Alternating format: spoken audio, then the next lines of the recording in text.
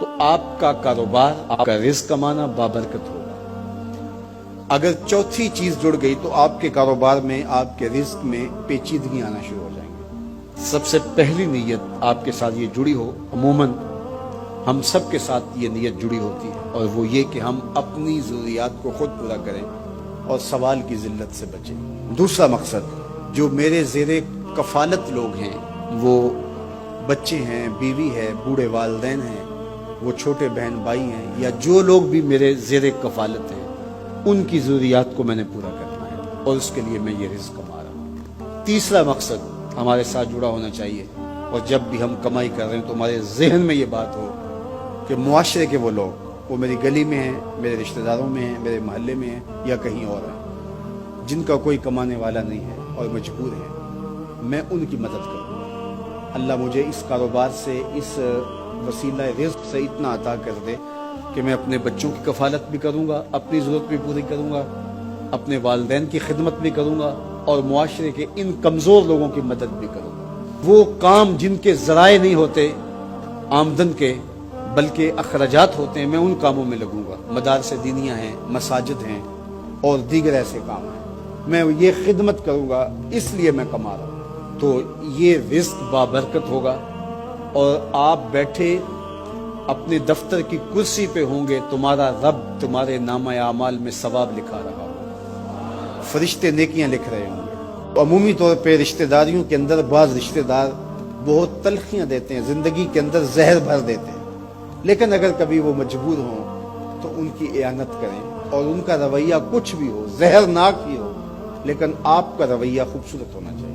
آپ مجھے اگر پوچھیں کہ سب سے بہترین صدقہ، سب سے افضل صدقہ کون سا ہے، تو سب سے افضل صدقہ جو مجبور ناراض رشتہ دار کو دیا جائے، جو رشتہ دار آپ کا شریک بن کے ہر جگہ پہ کھڑا ہوتا ہو، ہر خاندانی میٹنگ میں، ہر خاندانی ایونٹ میں آپ کے مخالف کھڑا ہوتا ہو، آپ کو نیچا دکھانے کی کوشش میں لگا رہتا ہو، اور کسی وجہ سے وہ کمزور پڑ جائے، مالی مشکلات میں مبتلا ہو جائے، اور آپ اس کی مدد کرنے کی پوزیشن میں ہو، تو آپ کا نفس آپ کو کبھی بھی اس کی مدد کرنے پہ آمادہ نہیں کرے گا۔ آپ کا نفس روکے گا، آپ کہے گا کہ یہ تو ہمارا شریک ہے، تو سانپ کو دودھ پلائیں، اب تو اس کا سر پاؤں تلے آیا ہے، اس کو تو کچل دے، یہ تو میرا دشمن ہے، اس کو طاقت دوں۔ نفس کبھی بھی نہیں چاہے گا کہ اپنے شریک دشمن کی مدد کی جائے، لیکن سب سے افضل صدقہ وہی ہے جو ناراض رشتہ دار کو دیا جائے، اس لیے کہ اس میں نفس شامل نہیں ہوگا، اور جس عمل میں آپ کا نفس شامل نہیں ہوتا، اس عمل سے تمہارا رب راضی ہوتا ہے۔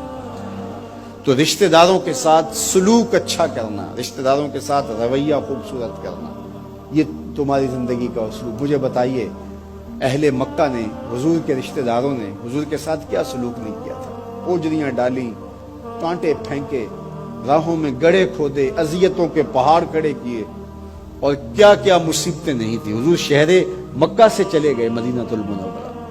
اب جب فتح مکہ ہوا تو حضور جب تشریف لائے تو ناقہ پہ سوار ہیں، تو اب یہ تھر تھر کانپ رہے ہیں سارے رشتہ دار حضور کے، برادری کے لوگ۔ انہیں پتا تھا کہ آج ہمارا آخری دن آ گیا ہے، اور اگر بڑا بھی رحم ہوا تو کم از کم ہمیں شہر بدر تو کر ہی دیا جائے۔ اب حضور تشریف لائے، سب کو جمع کیا، کہا کہ بتاؤ میں تمہارے ساتھ کیا سلوک کروں؟ تو انہوں نے کہا کہ آپ کریم باپ کے کریم بیٹے ہیں، ہمیں آپ سے اچھے سلوک کی توقع ہے، اور ان کو توقع یہ تھی کہ ہمیں قتل نہ کیا جائے، شہر سے نکال دیا جائے۔ تو آقا کریم نے فرمایا اذهبوا انتم الطلقاء، جاؤ چلے جاؤ، میں تمہیں معاف کرتا ہوں۔ اور آج تم سے وہی کہتا ہوں جو حضرت یوسف علیہ السلام نے اپنے بھائیوں سے کہا تھا، لا تثریب علیکم اليوم، جاؤ چلے جاؤ، تم سارے آزاد ہو۔ اور حضور نے سب کو معاف کر دیا۔ معاشرے کے کمزور لوگوں کی حضور علیہ السلام مدد کرتے، ان کا بوجھ حضور اٹھا لیتے۔ دکھیوں کا، کمزوروں کا، لاچاروں کا بوجھ اٹھانے کا مزاج پیدا کرو، لوگوں کی ضرورتوں کو پورا کرنے کی کوشش کرو، اپنے کندھوں پہ بوجھ اٹھاؤ اور ان کا بوجھ ہلکا کرو، یہ مزاج پیدا کرو۔ یہ تمہارے نبی علیہ السلام کی سنت ہے۔ وہ چاہے تمہارا دشمن ہی کیوں نہ ہو، لیکن اس کا بھی بوجھ کم کرو، اس کا بوجھ اپنے ذمہ لو۔